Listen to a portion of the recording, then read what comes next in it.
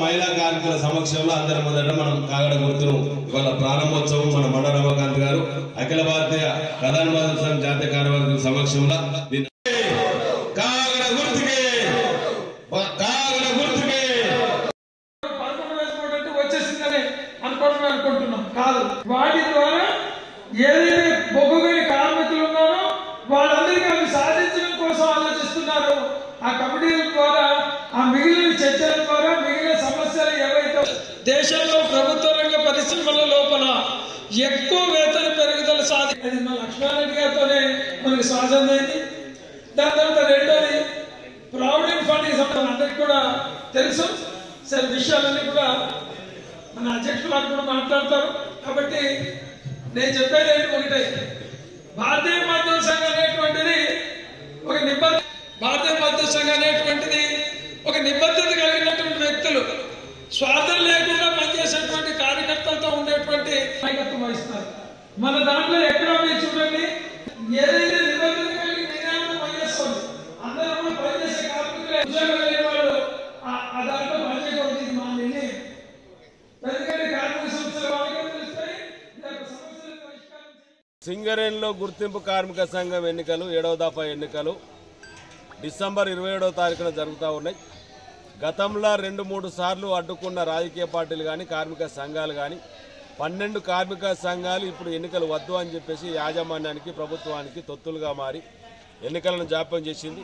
ఇవాళ Singareni coal mines కార్మిక సంఘం బిఎంఎస్ ఆధ్వర్యంలో కలిసి వచ్చిన కార్మిక సంఘంతో ప్రజాస్వామ్య పద్ధతిలో ఎన్నికలు జరపాలని చెప్పేసి సింగరేణి కోల్ మైన్స్ కార్మిక సంఘం చేసిన కృషి ఫలితం ఇవాళ డిసెంబర్ 27వ తారీఖు నాడు ఈ బొగ్గు పరిశ్రమలో సింగరేణిలో గుర్తింపు కార్మిక సంఘం ఎన్నికలు జరుగుతూ ఉన్నాయి. ఈ ఎన్నికలలో భారతీయ మజ్దూర్ సంఘ్ తరఫున గతంలో 98 నుంచి ఇప్పటి వరకు కూడగొట్టిన కార్మిక సంఘాలు హక్కులు ఏవైతే ఉన్నాయో, కార్మిక హక్కులు ఏవైతే ఉన్నాయో, పరిశ్రమకు సంబంధించిన పరిరక్షణ ఏదైతే ఉన్నదో వాటన్నిటిని కూడా 98 నుంచి ఇప్పటి వరకు సాధించుకున్న ఈ కూడగొట్టిన అన్ని కూడా మనం సింగరేణి కోల్ మైన్స్ కార్మిక సంఘం బిఎంఎస్ ద్వారా అనేక హక్కులను కూడా తీసుకొస్తాం. పూర్వ వైభవాన్ని సింగరేణి పరిశ్రమ కల్పించే విధంగా మేము కార్మికులకు అందుబాటులో ఉండుకుంటూ కార్మికులకు సంబంధించిన సంక్షేమం కానీ, కార్మికులకు సంబంధించిన ఆరోగ్యం కానీ, కార్మికులకు సంబంధించిన సంక్షేమానికి అన్నింటినీ కూడా మేము సింగరేణి కోల్ మైన్స్ కార్మిక సంఘం బిఎంఎస్ పరంగా కార్మికులకు హక్కున ఉంటాం. కార్మికులు హక్కున చేర్చుకోవాలి. సింగరేణి కోల్ మైన్స్ కార్మిక సంఘం బిఎంఎస్ను 27వ తారీఖు నాడు జరిగే ఎన్నికలలో గుర్తింపు కార్మిక సంఘం ఎన్నికలలో గుర్తింపు కార్మిక సంఘంగా ఒక్కసారి అవకాశం కల్పించాలని చెప్పేసి మేము కార్మికులందరికీ విజ్ఞప్తి చేస్తాం. సింగరేణి ఎన్నికల ప్రక్రియ ప్రారంభమైంది. ఎట్టి పరిస్థితుల్లో కూడా ఈ నెల 27వ తారీఖు నాడు ఎన్నికలు జరుగుతూ ఉన్నాయి. ఇంకా కసరత్తులు ఏమీ లేవు, ఓటర్ లిస్టు ఇచ్చారు. కాబట్టి దీనికి ఎవ్వరూ ఆపుతులనే అనుమానం ఎవ్వరికి ఉండాల్సిన అవసరం లేదు. ఖచ్చితంగా ఈ నెల 27వ తారీఖు నాడు ఎన్నికలు జరుగుతున్నాయి. మేము సిఐటిగా కార్మిక వర్గానికి విజ్ఞప్తి చేస్తా ఉన్నాం. సింగరేణిలో ఎప్పుడు సిఐటికి అవకాశం ఇవ్వలేదు, ఈసారి అవకాశం ఇవ్వమని అడుగుతున్నాం. అవకాశం ఇవ్వమన్న సందర్భం కూడా గతంలో చాలా కార్మిక సంఘాలను చూసిండ్రు, మొత్తం దోపిడీ వ్యవస్థను తయారు చేసిండ్రు. ప్రభుత్వం ఏది గెలిస్తే అదే కార్మిక సంఘం గెలవటం వల్ల ప్రభుత్వం కార్మిక సంఘం యాజమాన్యమై కంపెనీ దోచుకున్నారు, కార్మికులను దోచుకుంటున్నారు. ఏ పని చేయాలన్నా ఇంత ఫీజులు నిర్ణయం చేయబడ్డారు. స్వచ్ఛందంగా కార్మిక సేవ చేయాల్సిన కార్మిక సంఘం ఇవాళ అవినీతి సంఘాలుగా మారిపోయినాయి. అందుకే CIT గెలిస్తే ఈ సేఫ్టీ కంపెనీ నాది, ఈ మైన్స్ కంపెనీ నాది ఉండడం లేదు. ఎఫిషియన్సీ కార్మికులతో సేఫ్టీ కంపెనీ మైన్స్ కంపెనీ ఉండాలని చెప్పుకోతా ఉన్నాం.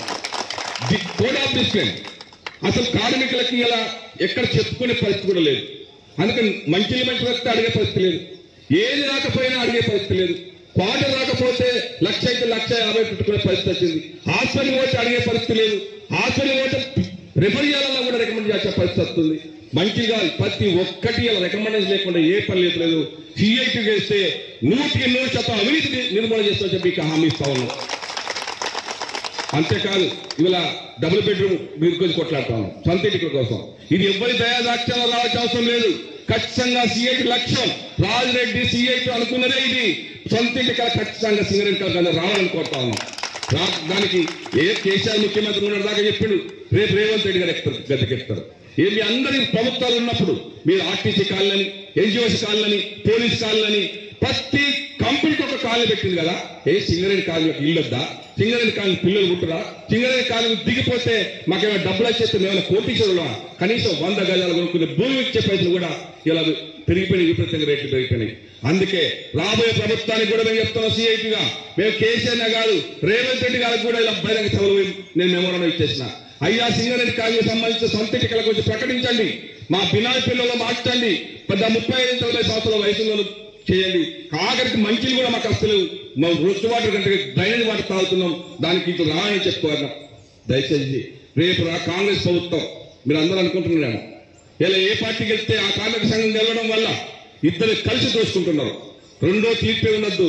కోట్లాడే స్థానంలో సింగరేణి కార్మిక పక్షాన్ని ఉండాలి, ఎప్పుడు ప్రతిపక్షం ఉండాలి.